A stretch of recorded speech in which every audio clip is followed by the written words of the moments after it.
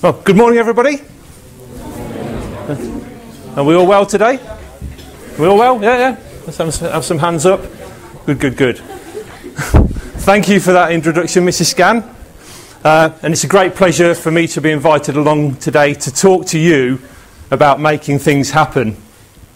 I am Rob Cameron. My business is called Ignition Coaching. So I've come along today to talk to you a little bit about how to make things happen, how you can go forward in your lives and make the things that you want in your life happen.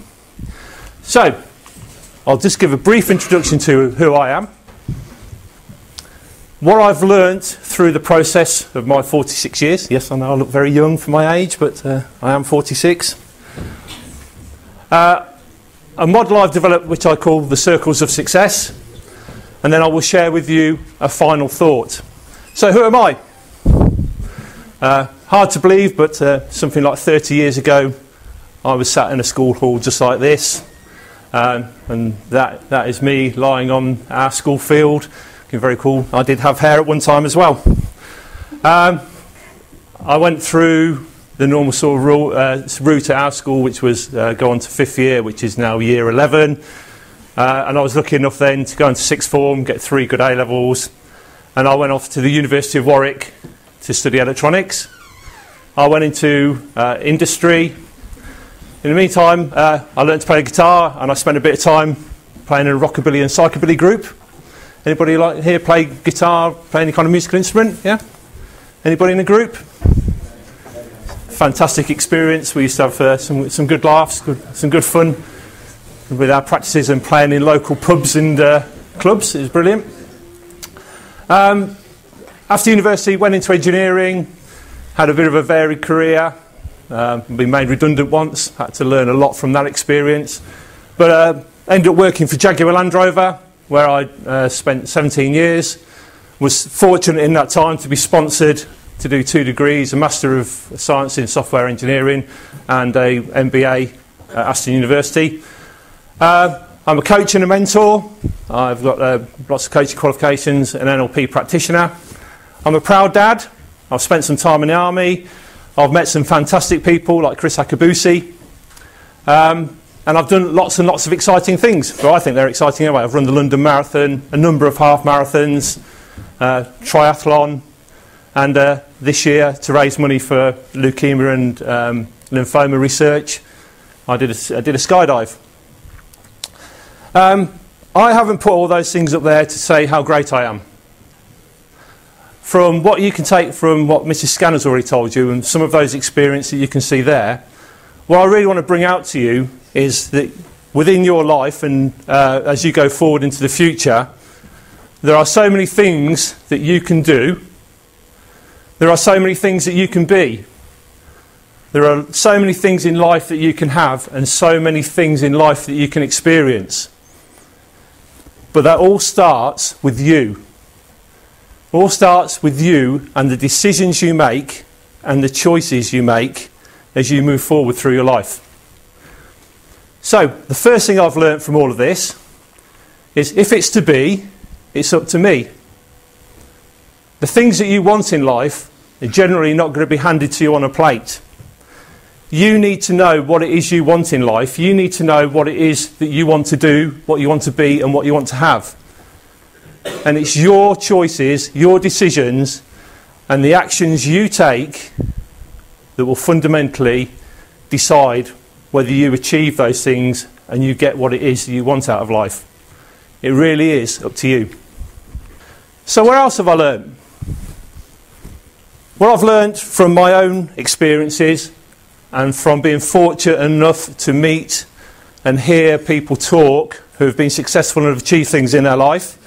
And I'm sure Mrs. Scan can reinforce this with the various things she's done, such as a transatlantic trip. It starts with having a strong reason why. You need to know why it is you're doing what you're doing and what it is you want to achieve. You need to create yourself some form of vision of where it is you want to get to or what you want to do or what you want to be. Behind that, create yourself some form of goal. And it is said a goal is just a dream with a time scale. Talk a little bit more about that in a minute. Behind your goals, you need to create a plan, because a goal won't become anything unless you have a plan of what you're going to do, how you're going to do it, what you need to do it, and maybe some people to help you. I think you need to be passionate. If you're not passionate and you haven't got a strong reason why, there'll be no drive and no determination to get on and actually achieve what it is you want to achieve. You need to be personally responsible for what it is you want to achieve. Grab a hold of it and take responsibility for it, and hold yourself accountable for delivering it. One of the traits of successful people I've seen is they're continually learning and developing. They're always learning new things, learning new skills, new capabilities. They're always on top of the game. They're inquisitive, they're interested. They take action. And more importantly, they're resilient. When you're trying new things and you're doing new things, it's quite often it won't go right the first time. You have to learn from the things that haven't gone wrong, haven't gone right the first time. Look at what you did, what went wrong, look at ways you can overcome it next time, but keep on going. Just keep on going. If it's that important to you, learn and move forward, and don't do the same mistake twice. There's a belief of excellence in neuro-linguistic programming, which is there is no such thing as failure, only learning. So learn, develop, grow, move forward. So off the back of those characteristics and traits there, which I believe are all internal to you as a person, they can all be owned by you, none of those are external, I've developed a model which I call Circle of Success. Right in the centre of this circle is your reason why, the purpose behind what it is you are doing.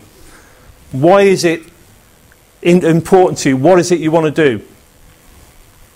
Then around that why is a circle of things which, again, I believe are internal to you. Things that I believe you have to do and have to have done to be successful.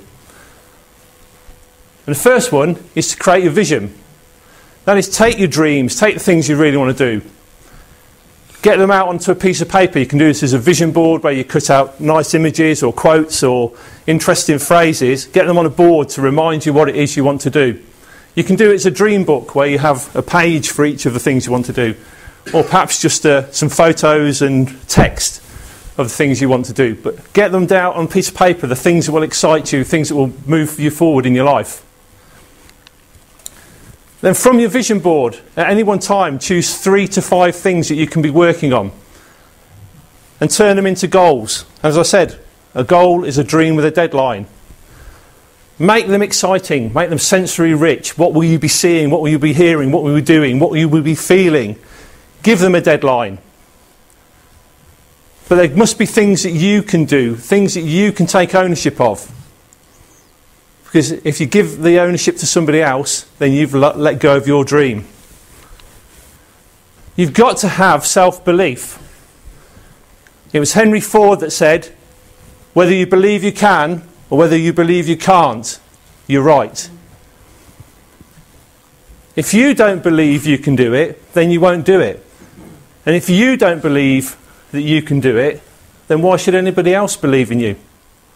Because there may be times that you need help, you need some support, you might need somebody to give you some training, some external resource.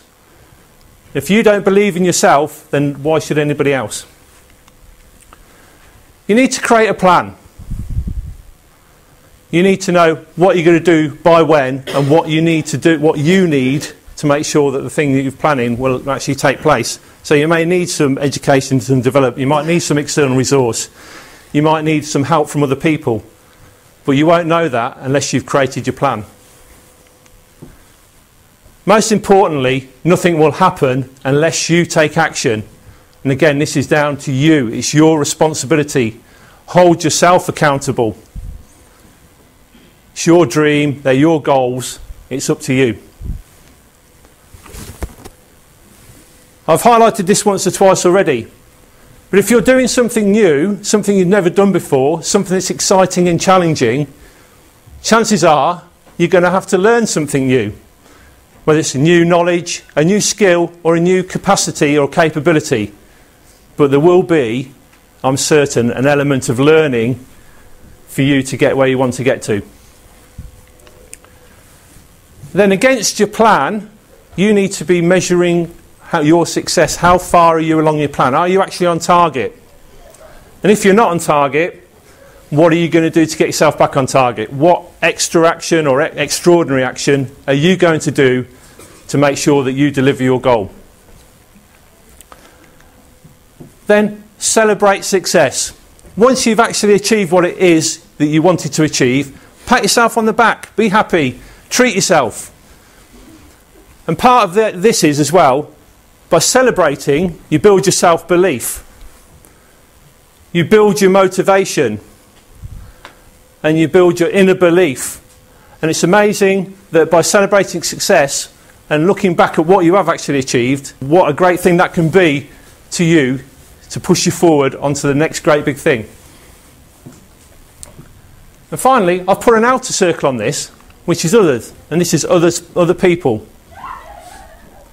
I said, all of the stuff in the middle, all the stuff to do with your dreams and your goal and your vision is all internal to you. But outside of that, there are other people who can help you, can support you. If you share your goals with them, they can hold you accountable and give you extra impetus to deliver. Those other people might have special skills, special knowledge that you need to move you forward. And they may have resources. It may be you need some money, or there's something you specifically need to help. But that's external, and they're people that you may need to involve. So a final thought for you.